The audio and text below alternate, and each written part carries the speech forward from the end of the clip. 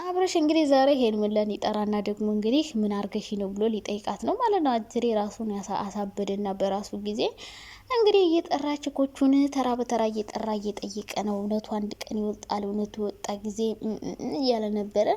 እንግዲህ ከለታት አንድ ቀን ደግሞ በሩታ ፊት ሄርሜላን ጠርቶ አልፈልግሽም ማለቱ ስለማይቀር ማለት ነው። እና አብርሽ ሄርሜላን የእውነት እንደማይወዳት አያችሁ አይደለ? ቃል ገብቶ ነበር እኮ ምንም ይሁን ምንም ከአንቺ አርቅም፣ እንድትርቅኝ አልፈልግም፣ ከሩታ ጋር መቼም አልሆንም፣ ሄርሜላ ጋር ባልሆን እንኳን ከሩታ ጋር አልሆንም እያለ ሲሰራ የነበረ ሰው ይሄው አሁን አብሮ ሩታ ጋር ነው። የልጁን እናት ነው የመጀመሪያ ጠርቶ እያናገራት ያለውና አብርሽ ምንም እኔ ለሁለቱም አያስፈልግም ብዬ ነው የማስበው። ግን ደግሞ ለሩታ ጋር ቢሆን ጥሩ ነው። ምክንያቱም የልጁ አባት ስለሆነ ልጇ በጣም ያሳዝናል። ልዑል ያሳዝናል የምር። ውይ የኔ አባት እኔማ በእነሱ ቀንቼ ሞትኩ። ከይሰረ መቼ ነው ልጅ መወልደው? በኢየሱስ ስም እንዲሁ ሲያሳሳ እንዲሁ ሲያስቀና ዝም ብሎ ደግሞ ቀናሽ መንፈሳዊ ቅናት ነው ጋይስ። በስመ አብ ወወልድ ወመንፈስ ቅዱስ ይቅር ይበለኝ። በቃ የሆነ ልጁ ማለት ነው ሁሉም ሰው ሲይዘው ሁሉም ሰው ጋር ነው የሚቀርበው። አይ ምስኪን ነው ገና ካሁኑ ማን እንደው አባቱ ራሱ ተምታቶበታል። ሁሉ ሰው ስለሚቃለበው በቃ እናቱንም አባቱንም አክስቱንም አጎቱንም ሁሉም ሰው ሲያቅፉ መታቀፍ ነው፣ ዝም መሄድ ነው። እና እንደዚህ አይነት ደግ የሆነ ጸጥ ያለ ልጅ የማይረብሽ ስንት አለ የተረከሙ የሚረብሹ። ውይ በጣም ረባሽ የሆኑ ልጆች ባሉበት እንደዚህ አይነት የተባረከ የተቀደሰ ልጅ ሰጥቷችሁ፣ እናንተ ግን እንደዚህ ሁሌ መራገጥ፣ ሁሌ መደባደብ፣ ሁሌ መሰዳደብ በልጃችሁ ፊት እንደዚህ መጥፎ ቃላት አሁን እየቆየ የምትናገሩትን ነገር በሙሉ ያቃል ያድጋል ምናምን እና በሱ ፊትም እንደዚህ እየተጨቃጨቃችሁ መቀጠል የለባችሁም። እስካሁን እሺ ህፃን ነው ምንም አያውቅም እንበል፣ ግን ከዚህ በኋላ ልጁ ምን እንደምትናገሩ ምን እንደምታረጉ ስለሚያውቅ እሱ አእምሮ ላይ ሁሉ ነው መጥፎ ነገር የምትዘሩበት። ስለዚህ አብራችሁ መቀጠል ካልፈልጋችሁ ካሁኑ ተውትና፣ በተለይ ሩታ ልጅሽን ይዘሽ ልጅሽን ቪዲዮ እያየ ሁሌ ከአብረሽ ጋር ከሄርሜላ ጋር ስትጨቃጨቂ ወር ስትጣይ ከሴት ጋር ስትቃለቢ እሱን አምጡ ምናምን እንደዛ እያረግሽ ልጅሽ ቪዲዮውን እንዳየው አታርጊ። ከዚህ በኋላ ራሱ ስትሰሩ ቤት ውስጥ ሆኖም ሊያዩ ይችላል፣ እንደዚህ አቅፋሹ መተሽም ሊያዩ ይችላል። እና እንደዛ ባታረጉ ጥሩ ነው።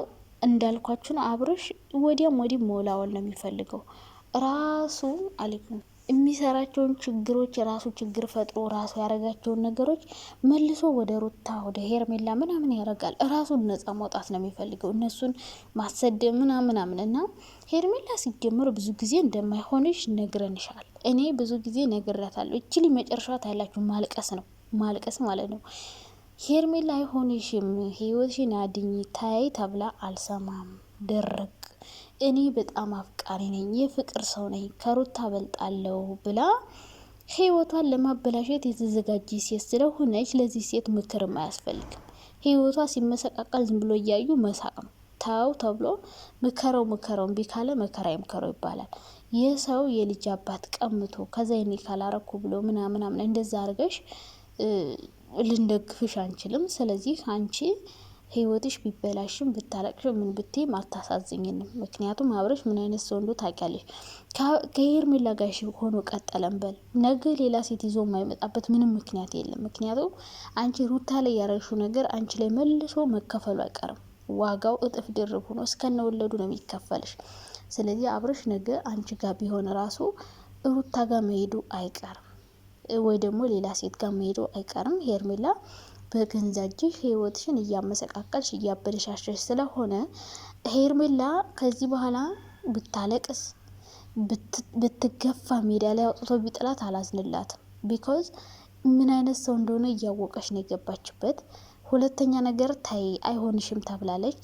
ሲቀጥል ኦዲየንሶች ደግሞ አሁንም ቢሆን ተስፋ ቁርጥ መቼ የሚሆን ከሄርሜላ ጋር ይሆናል። ኧረ እባክህ ሰላም ነህ እንዴት ነህ? ስንት ዋጋ የከፈለችለትን ፍቅረኛዋን ቤተሰቧን ትታ ራሷን ብዙ ነገር አድርጋ የመጣች ፍቅረኛው ለእሷ ያልሆነ ለሄርሜላ አሁን ለመጣች አለሊ አጭር ቀሚስ ቀብታ ለብሳ ቂጧን ለምታገላብጥ አብርሽ ይሆናል ብላችሁ ታስባላችሁና እኔ ሄርሜላ አብርሽ ከዚህ በኋላ ሴትም ቢያመጣ ብዙዎቻችሁ አስመሳይነት ትላላችሁ። አሁን አይደለም አብረሽን አስመሳይ ነህ ማለት የነበረባቸው። ሄርሜላ አብረሽ ጋር ስትሆን ሂጂበት፣ ግፊበት፣ የኛ ነብር፣ የኛ አንበሳ፣ የኛ አፍቃሪ፣ የኛ የፍቅር ሰው፣ የኛ ጨዋ፣ የኛ ንጹህ እያላችሁ እየገፋፋችሁ እሳት ውስጥ ከከተታችኋት በኋላ ነው እንዲ አሁን አስመሳይ ነህ ሄርሜላ ባይተዋር ሆነች ምናምን። ሲጀምር ብዙ ሰው መክሯት ያውቃል። አንዳንዶች ደግሞ ሂጅ ግፊበት በይው ስትሉ ነበረ። እናንተ ተውት፣ ገደል ከታችኋት ተመልሳችኋል። በተለይ አቤላን እዩት። አቤላ ገፋፍቶ ሄርሜላን መጥፎ ውስጥ አስገባ፣ እህቷን መጥፎ ውስጥ እንድታገባ። አሁን ግን ተንሸራተተ። አንድ ቀን አግኝቶ ሄርሜላን አይዞሽ ብሏት አያውቅም። አንድ ቀን ከአብረሽ ጋር ላስታርቅሽ ብሏት አያውቅም። በቃ አቤላ ገፋፍቶ መጥፎ ነገር ውስጥ አስገባትና ተመለሰ። ምክንያቱም እሱ የሚፈልገው ለራሱ ዩቲዩብ መስራት ነው። ለሄርሜላም ለአብርሽም አስቦ አይደለም። አቤላ ዋናው ፍላጎቱ ሩታና አብርሽን እያጣላ ሄርሜላን መሀል ላይ እያስገባ ልክ ሄርሜላን እንደሚወዳት እንደሚያከብራት ለአብርሽ እንደምታስፈልገው ለአብርሽ ጥሩ ሰው እንደሆነች እያወራ እየተበጠረቀ ምን ማድረግ ነው? ቪዲዮ መስራት ነው፣ ዩቲዩብ መስራት ነው ዋናው ፕላኑ። እና አቤላ አሁን ይኸው ከሄርሜላ ጎን የለም። ገፍቶ ማይሆን ቦታ ውስጥ ከጣላት በኋላ ማለት ነው። እና ሄርሜላ ከዚህ በኋላ ብታለቅሽ ብትነፋረቅ ኝኝ ብትይ ምናምን ኖ ምንም መስሎ አይታየኝም።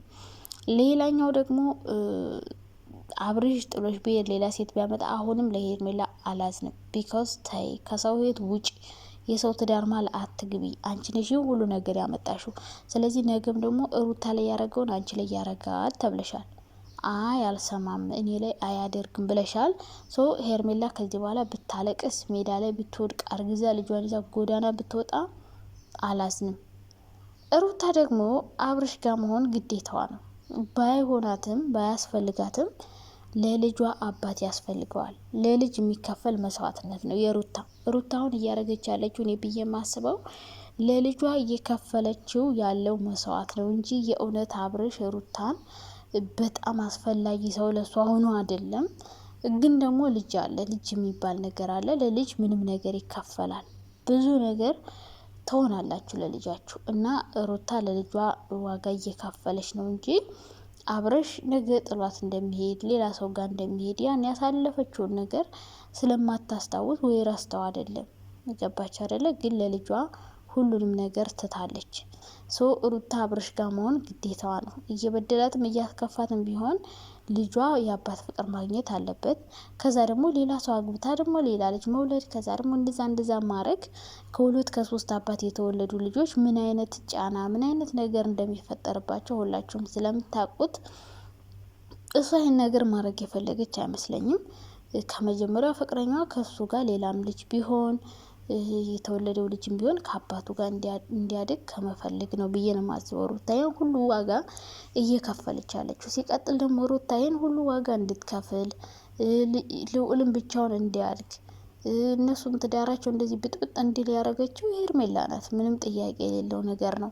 ሄርሜላ ደግሞ እንደዚህ በጥብጠሽ የሰው ህይወት አበላሽተሽ ሰላማዊ ኑሮ ኖራለሁ ብለሽ እንዳታስቢው።